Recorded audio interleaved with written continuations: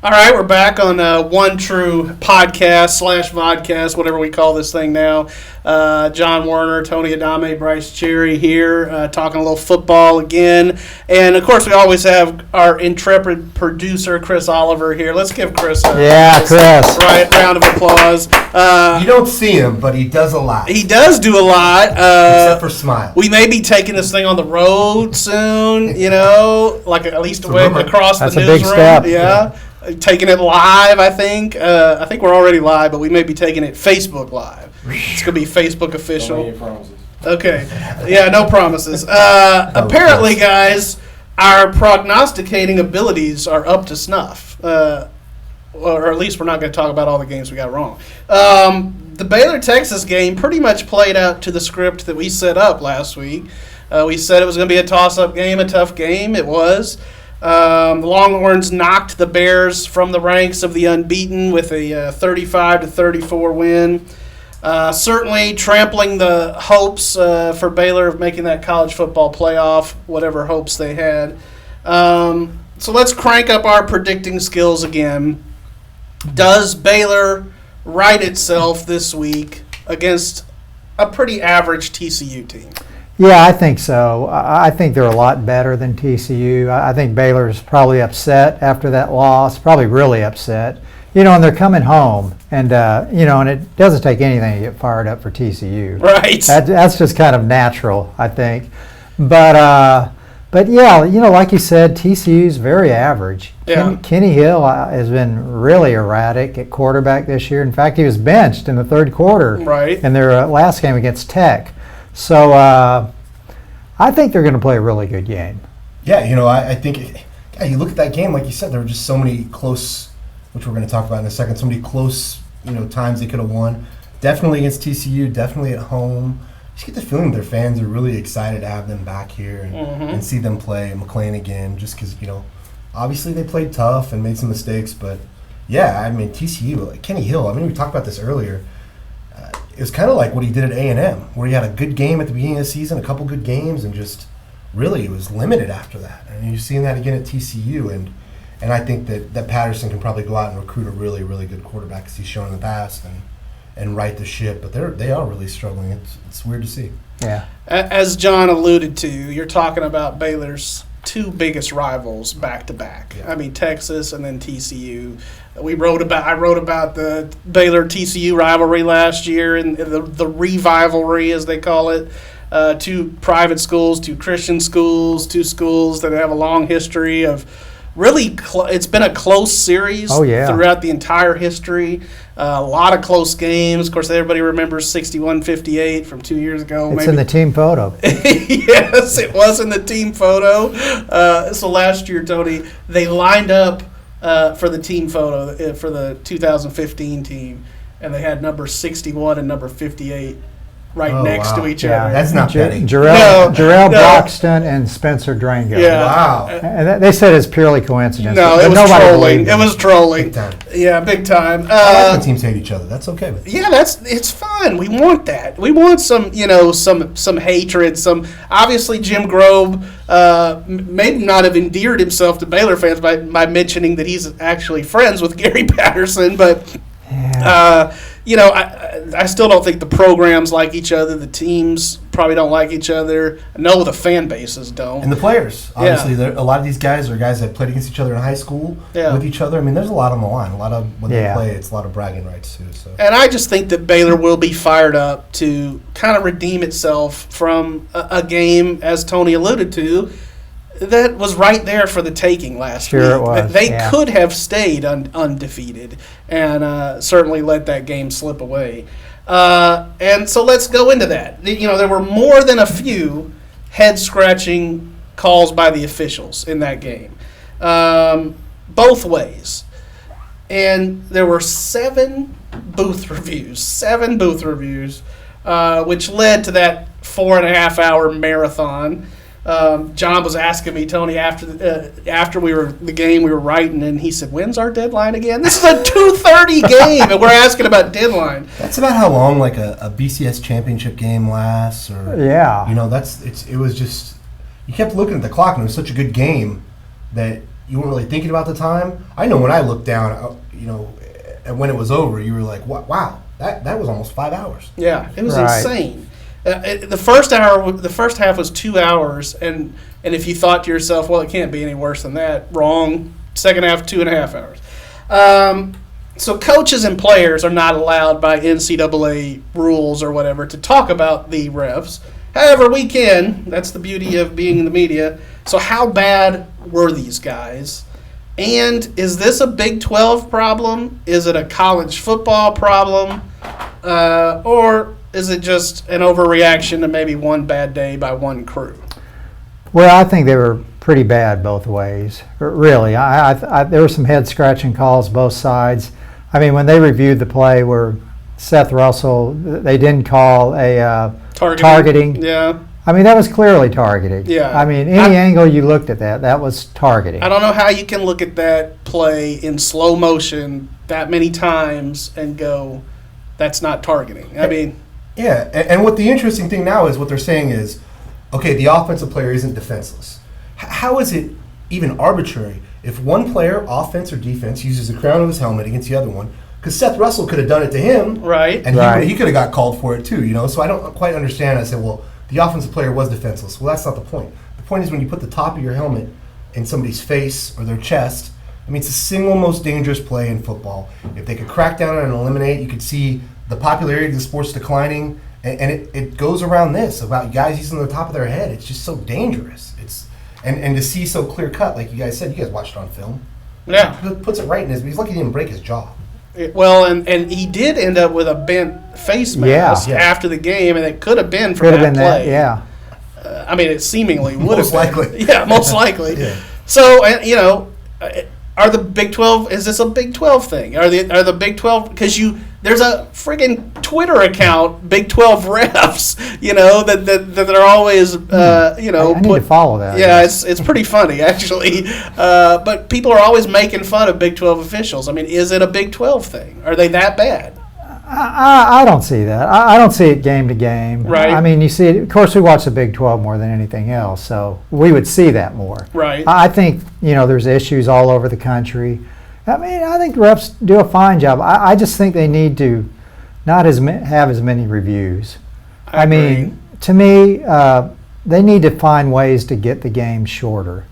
I mean, 3.5, 4 hour games are pretty typical in college football now, and that's just too long. That is. I think people like basically 3-hour games, Right. which is kind of about what NFL games are.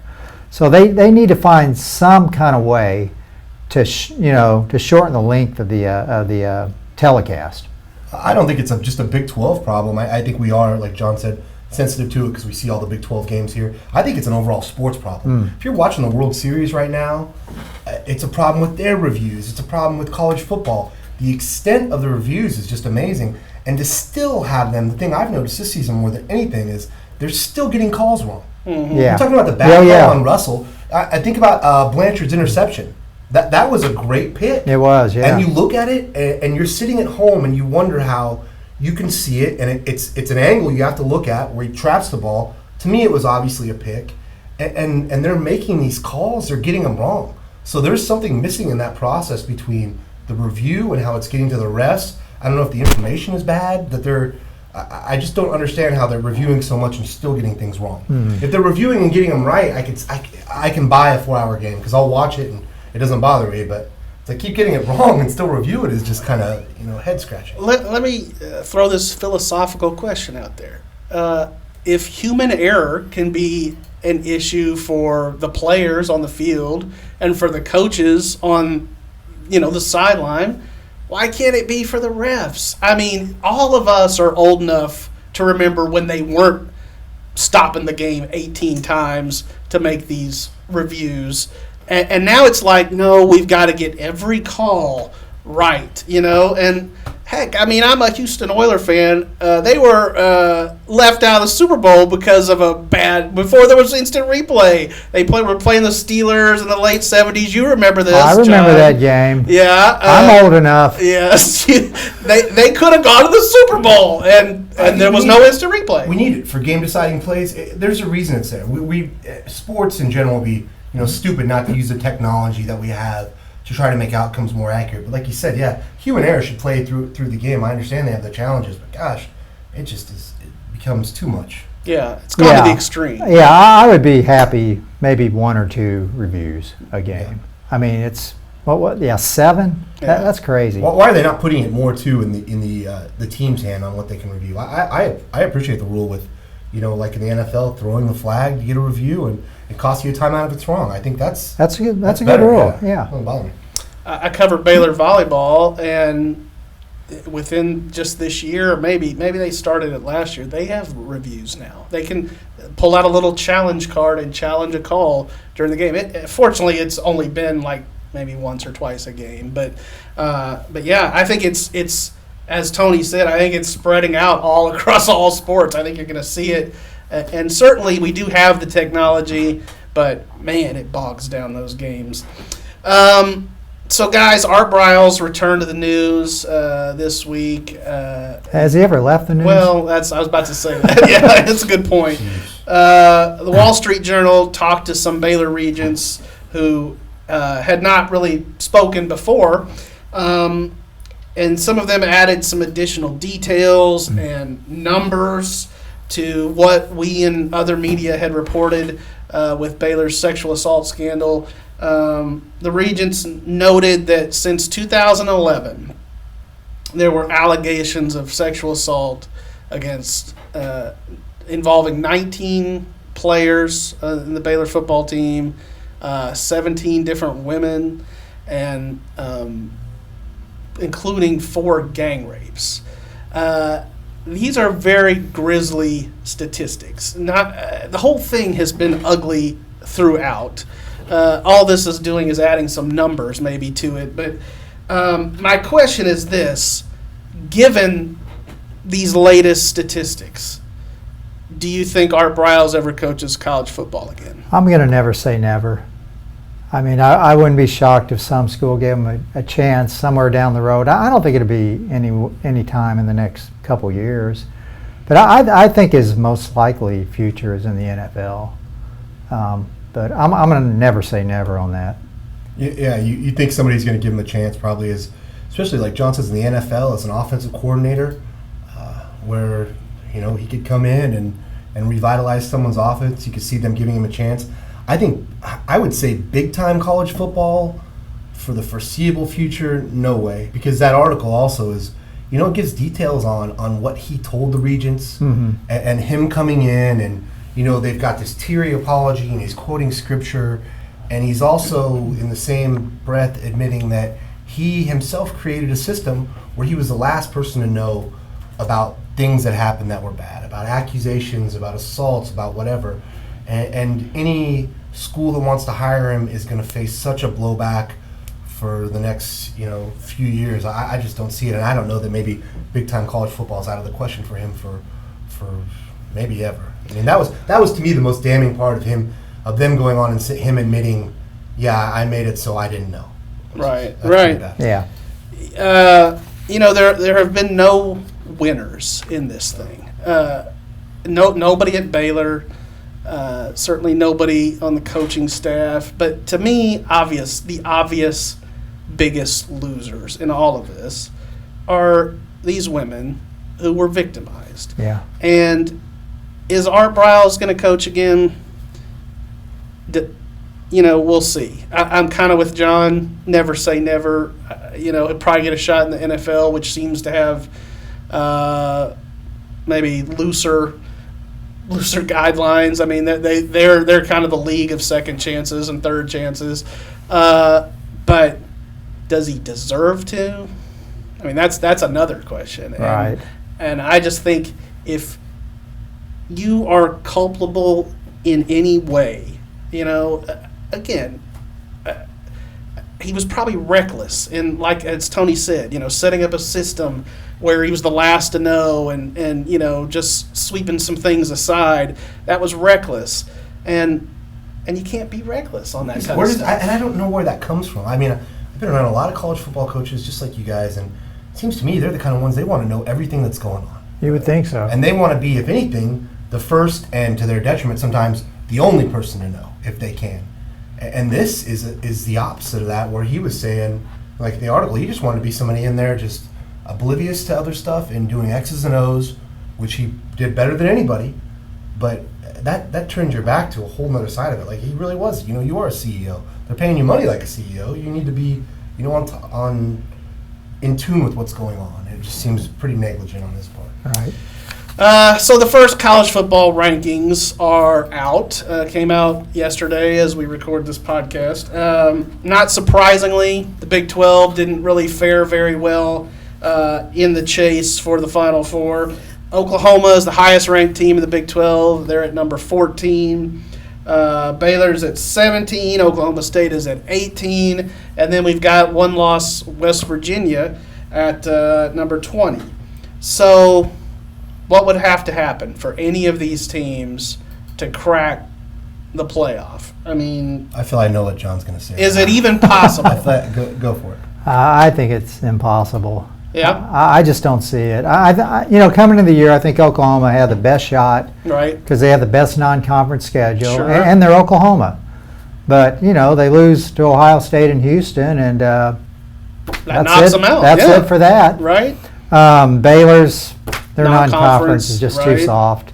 Oklahoma State, they had the unfortunate loss earlier this year where there was a bad call, so that really hurt them. And I don't quite understand why West Virginia is that low. I agree with that. It seems like they've been kind of overlooked all year, really. I mean, I'm not saying they should be in the top I five. think they or would have anything, probably had to go undefeated to Yeah. get in. But, it does seem like kind of weird that one loss puts them behind Oklahoma and Oklahoma State. Obviously, Oklahoma State beat them head-to-head. We have talked about that before. Yeah. Like Baylor and TCU, 61-58. But, it does seem weird that West Virginia's got one loss and they're behind two Big 12 teams with two losses.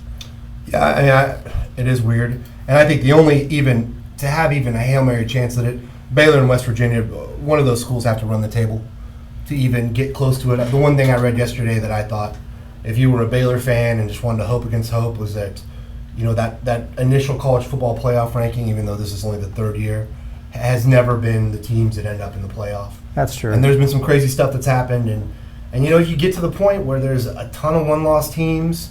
I mean, and you're the best team out of the Big 12. You do have an argument. Obviously, their non-conference schedule though is so weak that they will go back and look at it. But I mean, they have a chance to beat two more ranked teams and to play Kansas State, who is getting better every week. So they've got some good wins. They could, at the very least, get in an amazing bowl game. So, Yeah. Absolutely. Oh, they get I a good think ball. the college Yeah. football playoff to me is I disagree with John that it's totally out of the question, but they're one of the dark horses. I just think that utter carnage would have to happen across college football. I mean, you'd have to have a lot of two-loss teams, I think, and probably just because of their name, Oklahoma seemingly would have the best shot if they won out. But,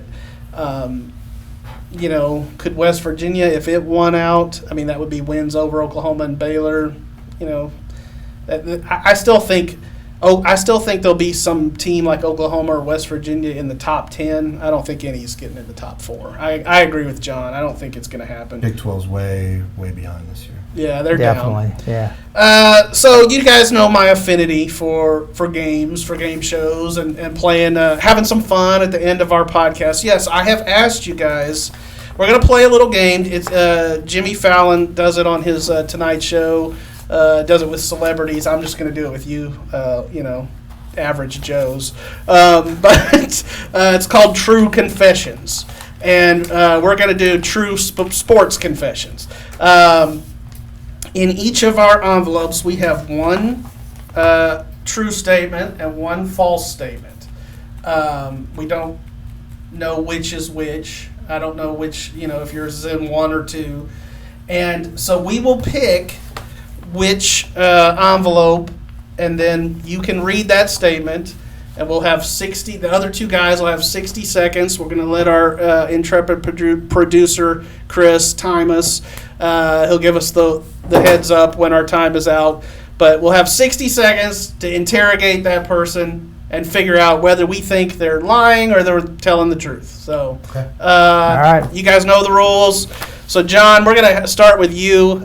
Tony, which envelope do you think he should take? 2. Number 2. Two. Number Okay. 2. All right. So So, John, you read what you've got there. Okay. I was stuck on the elevator when UNLV's Kevin Thomas stunned Baylor with a 100-yard fumble return for a 27-24 win in 1999 at Floyd Casey Stadium. Well, you know I know the answer to this one. Well, I've heard this story already. Yeah, I know this is true. No, it's not This true. has got to be true. It's not true. I was the one stuck on the elevator with Jerry Hill. Oh, what a game. That was a good one. well, at least I got Tony, right?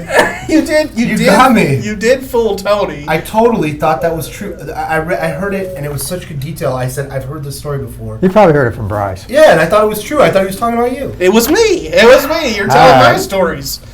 So, tell us then, what was your true one? Okay. Wow. All right. Good job, John. Okay. Not quite This as is good. the true one. I interviewed Kareem Abdul-Jabbar in Waco when he bought an Arabian horse here. Okay, I've got to hear that story. That's a really good Yeah. one. That's the true one? Somebody I wish we'd actually, have picked one. somebody actually had an Arabian horse farm here. This is like mid '80s, and they sent me over. Nobody and none of the other media knew about it. I don't know quite how we knew about it, but I interviewed him one-on-one about buying an Arabian horse. And see, so when I mentioned this game to John the other day, he was like, how am I going to come up with something that you haven't heard? Because John and I have known each other for 18 years. See, and that first one, obviously, he's heard. Well, Well, he was there, okay. We've been on a lot of long road trips Yeah. together, and I can't believe I didn't know How is that the this. true one of those two? That blows my mind. I know, but You were very good at this game right off the bat. Here's the kicker here. One time, I interviewed him for like 20 minutes. I slipped and called him Akeem. And he had a great comeback. He said, well, at least you didn't call me Wilt. Oh, that's pretty What a good. good dude. He was So funny. did he end up buying the horse? Yeah, he did. Okay. Yeah, All right. yeah. Well, that's fascinating. You did good. You did Good. good. I'm sorry I blew the bird. I just thought it was so blatantly true. Yeah, well, All right, Tony. I want number 1. I think Tony's going to be good at this. We don't know him as well yet. that's true, yeah. Once I had a coach ask me to call a play for him because he had to use the restroom and couldn't hold it. So this is when you were playing in high school, No, this is when I was covering sports, up in a press box. and so the coach was in the press box. The coach was in a press box, yes. And it was a high school game, It's a high school game, yes. and so he had to go to the bathroom. Yes. And did he give you the headset? He just, I didn't put it on. I just held it in front of my, he goes, call a couple plays. But did you know the terminology? Yeah, I know defenses really well. I mean, I knew what defense they ran, and I just, I'm going to say true on that. Well, hang on. How much time do we have? About 20 seconds. Okay. So then he did leave to go to the restroom, and you did call some? yes, 2 plays. Wow. What'd you call? I called 2 blitzes. All right. Knot and ton. Nose to tackle the nose. I'm going true on that. I mean, I don't think you can make that up. Time's up. I'm saying false. I'm saying he's a good liar. He's right. That's a good story, though. That was a good one.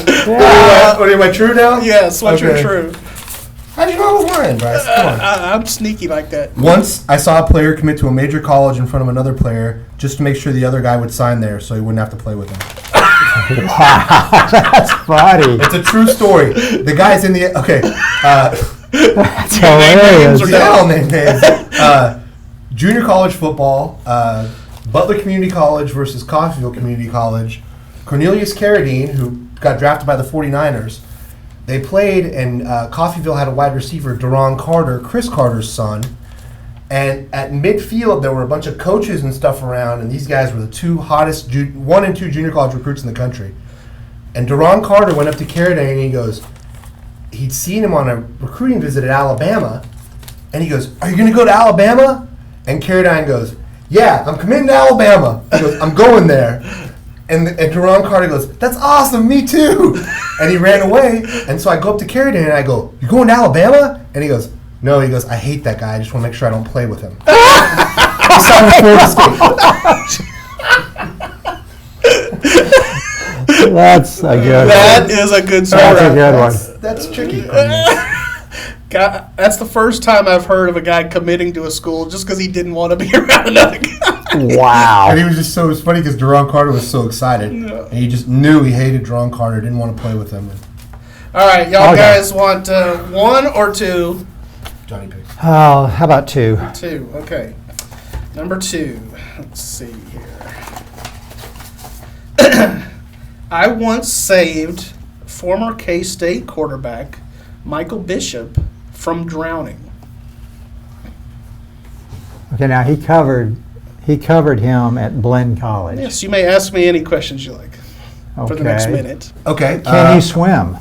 Can I swim? Yes. Yes, I can swim. Was it in a pool or a body of water? It was a swimming pool. It was a pool party following the season at Blinn. I did cover. I was the beat writer. I was the sports editor. I was a one-man sports reporter. First national championship or second national championship? Second. Were you ever a lifeguard? I was a lifeguard at YMCA camp. I wasn't very good, but it was the second person I had saved. Well, he's got some life-saving Did experience. he fall in the water? He fell in, and he was in the deep end and was kind of like flailing around, and I basically just reached down and kind of gave him my hand and helped him to the side. What did he say when you pulled him out? He was like nervous and scared and I think he did thank me. I'm going to say false on that. Yeah, false. It is false. This is a terrible lie. Yeah, that just didn't sound good. bad lie. Yeah. I thought I came up with a pretty good story. Yeah, It's your true one. All right, yeah. so my true one. You're a terrible liar. My true one. All right, this is a pretty good story I here. say that like it's a... You say it like it's a bad thing. You're a terrible liar.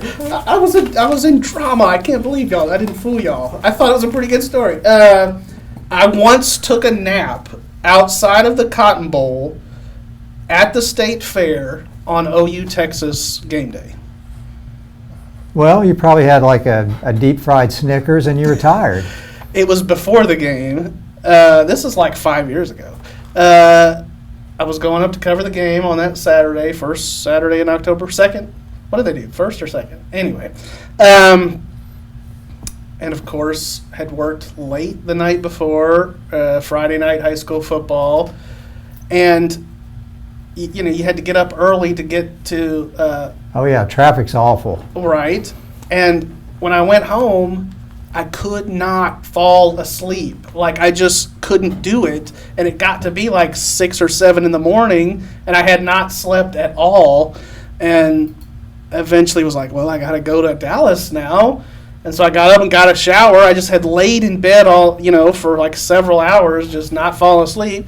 And I was so tired. I mean, I was so tired. How close to kickoff did you sleep? Well, so I was there, well in time before kickoff, and I'm like walking around outside the state fair, and I'm just like in a daze. I'm so tired, and I see these hammocks. They literally had hammocks out under some trees, and I was like, and they were like for like public use. They were like like a public nap?